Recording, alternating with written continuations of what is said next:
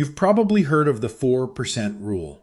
Withdraw 4% of your portfolio each year in retirement, and statistically, you won't run out of money. That's the promise. And for decades, it's been treated as gospel, mentioned in every retirement planning book, repeated by advisors at kitchen table meetings across the country. But that rule was calculated using 150 years of market history. It includes periods when stocks were cheap, when bonds were paying 5%, 6%, even 7%. It was built for a different era, one that looks very little like where we are today. Right now, the CAPE ratio, a measure of how expensive the stock market is relative to corporate earnings, sits at around 32. Historically, when the CAPE is that high, expected future returns are lower. The 10-year Treasury yield is around 4.2%. That sounds decent, but it's below the 4.5% threshold that tends to signal a safe environment for retirees starting withdrawals. Researchers who study this combination, high valuations, modest bond yields, consistently find that the historically safe withdrawal rate in these conditions drops to around 2.8% to 3.2%, not 4%. So if you've been planning around $40,000 a year from a $1 million portfolio, the actual safe number for someone retiring into today's market may be closer to $30,000. That's a $10,000 gap every single year, and that's just the starting problem. The real danger isn't what the rule says. It's what happens in the first few years if the market doesn't cooperate. That's where retirements actually fall apart. And that's what we're going to look at next. Let me show you something that doesn't get talked about enough. Two people can have the exact same average investment return over 20 years, and one of them runs out of money while the other is fine. Same return, completely different outcome. That's sequence of returns risk. And once you understand it, you'll never look at retirement planning the same way. Here's how it works. If the market drops hard in the first few years of retirement and you're still pulling money out every year to cover living expenses, you're selling shares at the lowest possible price. You lock in those losses, and the portfolio that's left, smaller now, has to work harder just to get back to even. Meanwhile, you're still drawing from it. That cycle is what drains portfolios. I've been there too. When I first started planning my own retirement, I went along with the 4% rule because everyone did. It wasn't until I ran the actual numbers on what happened to people who retired in the year 2000 that I started to question everything. Someone who retired in January 2000 with $1 million in a balanced 60-40 portfolio and took out $40,000 a year, watched their portfolio fall to around $680,000 by the end of 2002. By 2010, they had roughly $500,000 left, inflation adjusted. Not because they were reckless, because the timing was wrong. The EBRI, the Employee Benefit Research Institute, found that retirees who experience a 20% or greater market decline in the first 2 years of retirement have a 50% higher probability of running out of savings entirely. Not a little tighter, running out. This is not about your discipline or your spending habits. It's about the timing of when you retire, something you cannot fully control. Now consider two people. Dave and Linda, both are 62. Both retire in January 2026. Both have saved $1 million. Dave follows the 4% rule, $40,000 a year, no adjustments. Linda uses an adaptive approach. She starts at 3%, meaning $30,000 in year one. In year one, the market drops 20%. Dave's portfolio is now around $760,000 before accounting for his withdrawal. Linda's is around $770,000. The difference looks small right now, but Dave is still pulling out $40,000 from a $760,000 base. That's now more than 5% of what's left. Linda pulls $30,000 from $770,000, still under 4%. Now the market drops again the following year, another 15%. Dave's down to around $612,000. Linda is around $632,000. But the gap that matters isn't the dollar amount. It's the withdrawal rate. Dave is now taking out $40,000 from a shrinking base. Each year he does that, recovery becomes harder. Most retirement advice tells you to just spend less when things go wrong. That's not a plan. Spending less in a panic after the damage is done doesn't fix the problem. It just makes retirement less livable. The fix has to come before the first withdrawal, not after the first crash. So what's the alternative? It's not a magic number. It's a process, one that adjusts based on what the market is actually doing rather than what it did on average over 150 years. I used to think the 4% rule was bulletproof. I even worked with it for years, walked clients through it, built plans around it. But after studying what happened to people who retired in 2000 and in 2008, I came to a different conclusion. A fixed rule applied in a high valuation environment isn't safe planning. It's wishful thinking.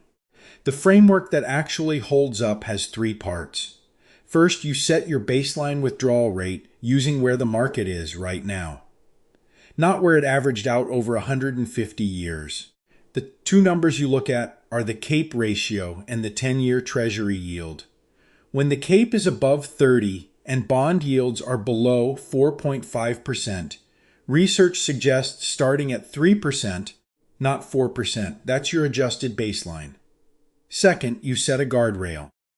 If your portfolio drops 15% from where it started, meaning you retired with $1 million and it falls to $850,000, you reduce your withdrawal by 10% for the following year. That's it.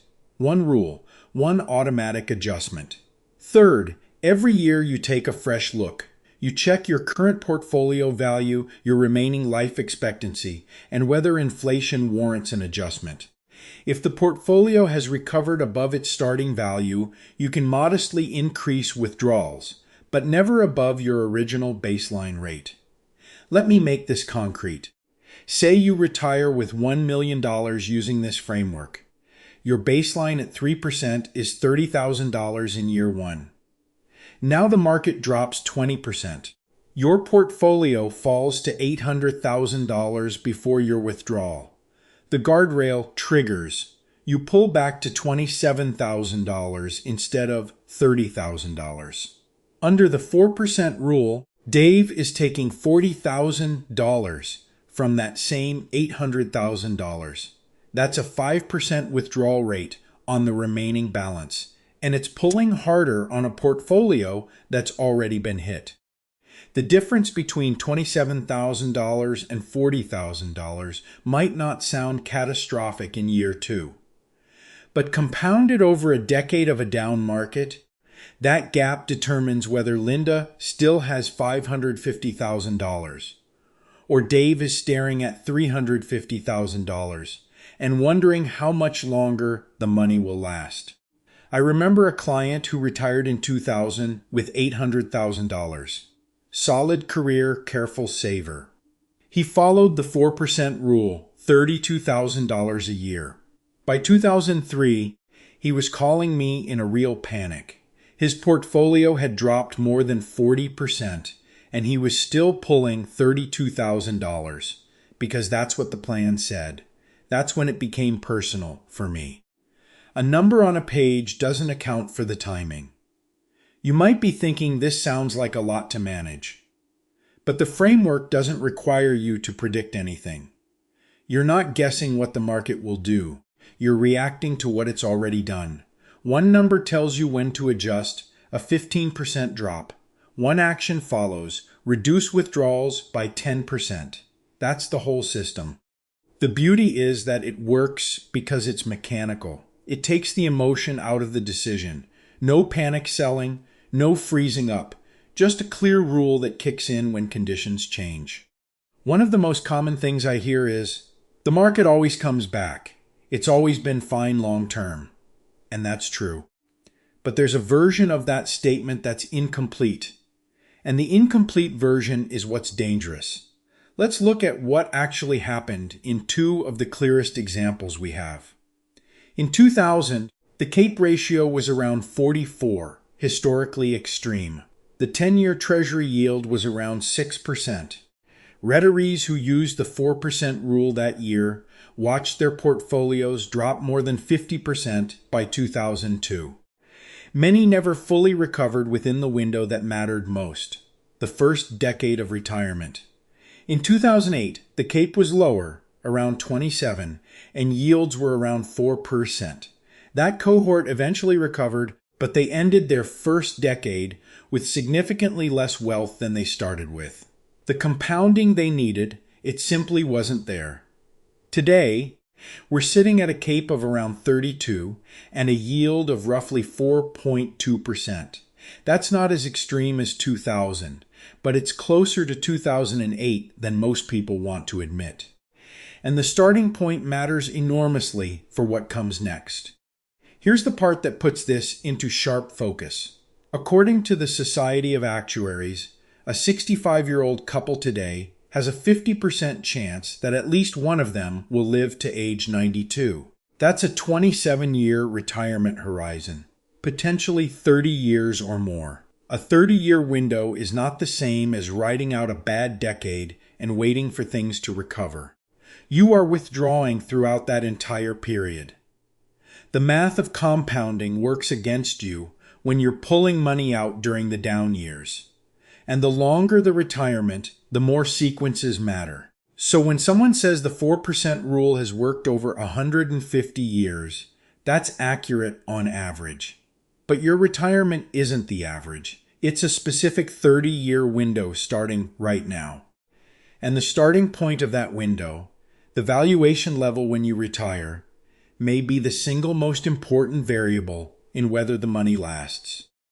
Let's bring Dave and Linda's situation forward and look at where each path actually leads. Remember, both retire in 2026 with $1 million. Let's assume a 2000-like market sequence over the first few years. 2 consecutive down years followed by a slow, uneven recovery. Year 1, the market drops 20%. Dave takes his $40,000 withdrawal. His portfolio is now around $760,000. Linda takes $30,000. Her portfolio is around $770,000. The difference at this point is modest. Year 2, the market drops another 15%. Dave pulls another $40,000. He's now down to around $612,000. Linda, with her guardrail in place, has cut to $27,000. She's sitting at roughly $632,000. Still not a massive gap, but notice that Dave's withdrawal rate relative to his remaining balance has already climbed past 6%. Linda's is still under 4.5%. By year 10, if the recovery is gradual and inflation is moderate, Dave has around $350,000 left. He's spending $40,000 a year from a $350,000 base. That's not sustainable. He's either cutting his lifestyle dramatically or accepting that the money will run out. Linda, by year 10, has around $550,000. She's been spending $27,000 a year. Less than Dave, yes, but she still has options. She can handle a medical emergency without liquidating everything. She can help a grandchild with tuition. She hasn't been forced into a corner. By year 20, Dave ends with less than $200,000. The probability that he outlives his money is real. Linda ends with over $400,000. She still has choices. The goal here isn't to die with the most money. It's to have enough runway that life surprises. A health event, a home repair, an adult child in a tough spot. Don't force a crisis. That $10,000 difference in year 1, $40,000 versus $30,000, doesn't just mean living on a little less. Over a 20-year retirement, It's the difference between optionality and desperation, between a retirement that works and one that just barely holds together until it doesn't. Let's shift to a more common situation. Not everyone retiring today has $1 million saved. According to the Federal Reserve's Survey of Consumer Finances, the median retirement savings for households between 55 and 64 years old is around $185,000. That's the middle of the range. Half of people have less. So let's stress test a more realistic scenario. Someone retires with $500,000 in savings and receives $24,000 a year from Social Security, which is close to the current average for an individual recipient. In the first year of retirement, the market drops 25%, similar to what happened in 2008. If that retiree is using the 4% rule, they're pulling $20,000 from their savings in year one. After the 25% drop, their portfolio is down to $375,000. Their $20,000 withdrawal is now 5.3% of what's left. That's a high withdrawal rate coming out of a down year, with potentially more down years ahead. To cover expenses, they either cut their spending significantly, go back to work, or keep pulling the same amount and hope the market recovers fast. None of those options are comfortable. Now look at the prepared version. Same person, same $500,000, same Social Security, same market crash. But they started at 3%, so their annual draw from savings is $15,000. After the crash, their portfolio is $361,000. The guardrail kicks in. They reduce to $13,500 for the following year. Their withdrawal rate on the remaining balance is 3.7%. That's in a sustainable range, even coming off a bad year. The difference in year one income is $6,500. That's real. But the difference in where they stand at year 5, year 10, that gap is much larger. I don't know exactly what the market will do next year. No one does. But what history does tell us is that starting at a lower withdrawal rate in a high valuation environment is the single most reliable buffer against the worst case. You don't need a crystal ball. You just need a plan that accounts for the pattern. One more thing worth saying. After a market crash, a lot of people stop withdrawing altogether. They hoard cash. They wait for things to settle. And intuitively, it feels like the safe move. But if you stop withdrawing and park everything in cash during a downturn, you lock in the losses and give up the recovery. Your purchasing power erodes from inflation while your portfolio sits idle. That impulse, understandable as it is, often does more damage than the crash itself. So how do you actually put this into practice? Here's the framework broken down into 3 steps you can apply to your own situation. Step 1 is setting your starting withdrawal rate. The basic formula works like this. You start at 4%, then subtract adjustments based on current market conditions. For every point the CAPE ratio is above 20, subtract 0.5%. For every tenth of a percentage point the 10-year Treasury yield is below 4.5%, subtract a little more. With the CAPE at 32 and the yield at 4.2%, that math works out to something close to 3.25%. For simplicity, if the CAPE is above 30 and yields are below 4.5%, use 3% as your starting rate. It's conservative, but it's built for the environment we're actually in. Step 2 is your guardrail. Before you retire, decide on one rule. If your portfolio falls 15% below its starting value, you reduce withdrawals by 10% for the following year. Write it down. Commit to it now, before emotions are involved. That advance commitment is what makes the guardrail work. You're not deciding in a panic whether to cut spending after a crash. You've already decided. The other side of that guardrail matters too. If your portfolio recovers above its starting value, you can increase withdrawals, but only by 5% at a time, and never above your original baseline rate. This prevents you from overcorrecting in the good years the same way you might undercorrect in the bad ones. Step 3 is an annual check-in. Once a year, you look at 3 numbers: your current portfolio value, your remaining life expectancy, and the inflation rate. If your portfolio is above its starting value, you can apply a modest inflation adjustment to your withdrawal.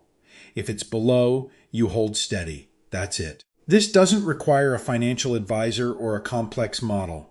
It requires a decision made once, a guardrail number you track, and an annual 15-minute review. Most people who run out of money in retirement don't fail because of one big mistake. They fail because the plan they had was built for average conditions, and retirement doesn't happen in average conditions. It happens in specific conditions, in a specific year, with a specific sequence of returns that nobody could predict. The 4% rule isn't wrong. It's just built for a different starting point than the one we're at right now. What this video has been about at its simplest is one idea: the number you start with matters more than the average. Not the average return over 150 years. Not the average retiree.